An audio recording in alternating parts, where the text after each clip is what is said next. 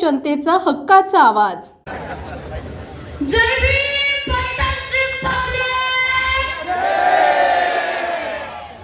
या आवाज असेल तर बौद्ध आमदार तर नक्कीच होणार आहे.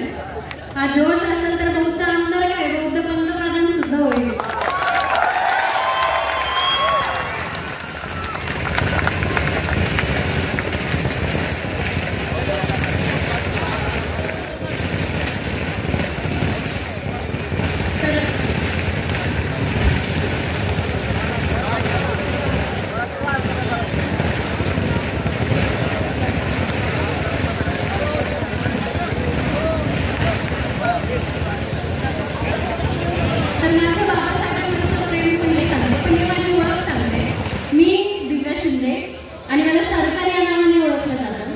मला सरकार यासाठी म्हणतात की मी बाबासाहेबांची ती लेखनी आहे जी मनुवादावरती सरसर चालणार आहे.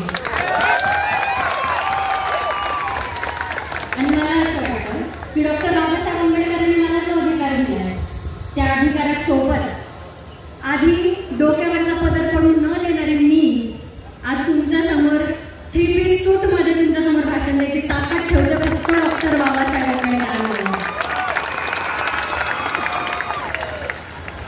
माझा प्रवास सांगते की लाजण्यापासून ते गर्व आणि माज करण्यापर्यंतचा परिवर्तन म्हणजे जय भीम माझ्यासाठी. तुम्ही सुद्धा कधी आयुष्यात अनुभव केलेला असेल की आधी लाज वाटत होती की अरे काय जय भीमच्या जातीत जन्माला आलो का, तर लोकांची ती हीन नजर, तुच्छ भावना आणि दूर ढकलायची ती भावना कधी कधी नको वाटत होती. असं वाटायचं की बाकीच्यांना जो अधिकार दिलाय तो मला का नाही आणि लोक प्रत्येक वेळेस माझ्याकडे तुच्छ भावनेने का बघताय. पण त्या लाज वाटण्यापासून ते गर्व करण्यापर्यंतचा प्रवास म्हणजे डॉक्टर बाबासाहेब आंबेडकर. काही मुलींचं असं म्हणणं असतं, आता सोशल मीडियाचं जग चाललंय तर मी काही निविष्कार नाहीये, मी डॉक्टर बाबासाहेब आंबेडकरांचा आणि तथागत गौतम बुद्धांचे विचार ते माध्यमातून पोहोचवते कारण आता सगळ्यांनाच वेळ लागलाय सोशल मीडियाचं. तर त्याचा वापर मी फक्त माझ्या लोकांपर्यंत पोहोचण्यासाठी करते. नाही तर हाडा मासाची मी चळवळीतली मुलगी आहे. मी जन्माला आले चळवळीत आणि मरेल सुद्धा चळवळीमध्ये. तर ज्या मुली असं म्हणतात ना की डॉक्टर बाबासाहेब आंबेडकरांनी काय केले आमच्यासाठी की त्यांच्यासाठी, की हे जर झाडं हलतात तर ते माझ्या डॉक्टर बाबासाहेब आंबेडकरांमुळे. या रस्त्याने येण्याची आणि जाण्याची बाजू सांगणारे तुम्हाला डॉक्टर बाबासाहेब आंबेडकर. अरे जेव्हा एखादी मुलगी घराच्या बाहेर जाते, आज ती जीन्स पॅन्ट घालून जाते बरं का, नऊवारी साडीत नाही जात. हा बदल घडून आणणारे डॉक्टर बाबासाहेब आंबेडकर. बसमध्ये चढल्यानंतर एखाद्या मुलाला म्हणणारी एक्सक्यूज मी, ती माझी आरक्षित सीट आहे हे बोलण्याचा अधिकार देणारे डॉक्टर बाबासाहेब आंबेडकर. आणि ज्या व्यक्तीला डॉक्टर बाबासाहेब आंबेडकर काय आहे कळलंच नाही तर मी त्यांना जन्माचा अशिक्षित माणूस समजला. जन्माचा अशिक्षित माणूस मी समजते त्याला, त्याच्या जीवनाचा काही अर्थच नाही मी समजते. मी इथे उपस्थित असलेल्या सर्व आया बहिणींना, माझ्या माई माऊलींना आणि इथे उपस्थित असलेले सगळे माझे भाऊ बंधू यांना सांगू इच्छिते की डॉक्टर बाबासाहेब आंबेडकरांनी श्वास घेण्याचा अधिकार दिला. हा श्वासावरती जर कुणाचं राज्य चालेल मरेपर्यंत तर डॉक्टर बाबासाहेब आंबेडकर असतात. मी एक गोष्ट सांगते, दादा मला नावाशी म्हणत होते तुम्ही फेटा बांधून घ्या, हार देतात हे मला नको आहे. मला फक्त माझे डॉक्टर बाबासाहेब आंबेडकर पाहिजे. मला या सगळ्या गोष्टींचा मोह नाही आणि कुठल्याच चळवळीच्या व्यक्तींना याचा मोह नसायला हवा. त्यांना मोह असायला हवा फक्त आणि फक्त विश्वरत्न, भारतरत्न, बोधिसत्व डॉक्टर बाबासाहेब आंबेडकरांचा. आणि आता मनुवादी विचारधारा आहे, हळूहळू ती पोखरत चालली आपल्याला आतून. मी तुम्हाला इतकंच सांगेल की आत्ताची वेळ आहे उठायचंय, जागं व्हायचंय. या मनुवादी विचारधारेवरती अशी सुरी अशी तलवार चालवायची की यांनी पिढ्यानपिढ्या आपल्याकडे बघायची हिंमत नाही केली पाहिजे. मी तुम्हाला फक्त इतकंच सांगेल की यांनी आता इतके मुद्दे काढले. पहिले संविधान बदलण्याचं नाटक केलं, त्यांच्या बापाच्याने झालं नाही, हा भाग वेगळा आहे. त्याच्यानंतर त्यांनी आता एसटी कास्टचं वर्गीकरण करण्याचा प्रयत्न केला, ते पण त्यांच्या आजोबांकडून झालं नाही, तो भाग वेगळा आहे. पण ते जर आपल्याला म्हणत असतील की आम्ही तुम्हाला सारखं डिवचणार, तुम्ही शांत बसायचं नाही, आम्ही वाघाच्या अवलादी आहे, आम्ही गौतम बुद्धांच्या घराण्यातून आहे म्हणून शांततेचा मार्ग अवलंब करतो, नाहीतर भीमा कोरेगावचा इतिहास सुद्धा आमच्या रक्तात आहे, हे विसरता कामा नये.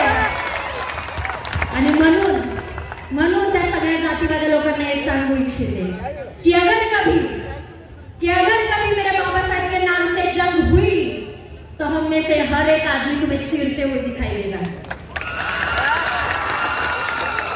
आणि त्यांना हे पण सांगू द्या, मी माझ्या दादांना हेच सांगितलंय दादा की आम्ही गुरं ढोरं फाडून खाणारी माणसं, माणूस फाडायला वेळ लागणार नाही.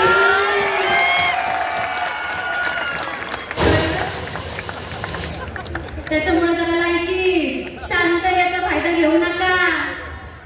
एका रात्रीत सगळं सरकार बदलायची ताकद आम्ही ठेवतो, कारण संविधान आमच्या बापाने लिहिलंय. एक अजून गोष्ट की मी नेहमी माझ्या भाषणामध्ये गोष्ट म्हणते, त्याचा खूप लोक चुकीचा अर्थ घेतात. तर त्याचं विश्लेषण असं आहे की डॉक्टर बाबासाहेब आंबेडकरांचं नाव आलं ना की यांची थरथरी होते, थरथरी. म्हणजे मला वाटतं कुठं पळू आणि कुठं नाही. ते इतके घाबरतात डॉक्टर बाबासाहेब आंबेडकरांच्या विचारांना. का तर डॉक्टर बाबासाहेब आंबेडकरांच्या चरित्रावरती एकही डाग नव्हता. त्यामुळे ते लोक त्यांना चुकीमध्ये सापडूच शकत नाही आणि ते घाबरतात याच गोष्टीला, कारण ते डॉक्टर बाबासाहेब आंबेडकरांच्या एकाही गोष्टीत चूक शोधू शकत नाही. म्हणून मी म्हणते की वो कल भी बाबासाहेब से डरते थे, वो आज भी डरते हैं और वो डरते हैं. और ये डर हमें अच्छा लगा और ये डर होना ही चाहिए और ये डर हम रखेंगे, मरते दम तक रखेंगे. न तुमको सांस लेने देंगे, न तुमको जिंदा रखेंगे. मी माझ्या सर्व बौद्ध अनुयायांना हे सांगते की तुम्ही जो निर्धार केलाय की बौद्ध आंदोलन खूप उत्कृष्ट आहे, खूप जास्त उत्कृष्ट आहे. हे नवीन उदाहरण आहे त्या समाजासाठी की ज्या आपल्यामध्ये खूप गट पडले गेले. काही हरकत नाही, पण ते सगळ्या बाबासाहेबांच्या विचारांवरती चाललं, त्यामध्ये काही हरकत नाही. आपला रस्ता वेगवेगळा जरी असला तरी आपलं ध्येय एकच आहे, त्यामुळे काही हरकत नाही. तुम्ही कोणावरती टीका करू नका, कुणाच्या विचारांना चुकीचं लेखू नका. प्रत्येकाची चळवळ त्यांच्या पद्धतीने योग्यच असते. माझा मित्र माझ्या भावाला त्याला चळवळ करायची आहे की त्याला त्याच्या घरासमोर प्रत्येक प्रकारची गाडी उभी करायची. मी समजते हा ठीक आहे, कारण आपण गावाबाहेर राहिलेला समाज आहे आणि तो जर की प्रत्येक एक गाडी घेतली की चळवळ आहे त्याच्यासाठी. माझ्या एका फ्रेंडला प्रत्येक ब्रँडेड कपडे अंगावरती घालायचे, का तर आम्ही बिना कपड्यांचे राहिलेलो आहे. आम्हाला माहिती आहे ताज आमच्याकडे आहे तर ते सूट बूट कोटातच आम्ही येणार. हा आमचा माझा डॉक्टर बाबासाहेब आंबेडकरांमुळे. 2 मिनिटं रेकॉर्ड नका करूया, 2 मिनिटं.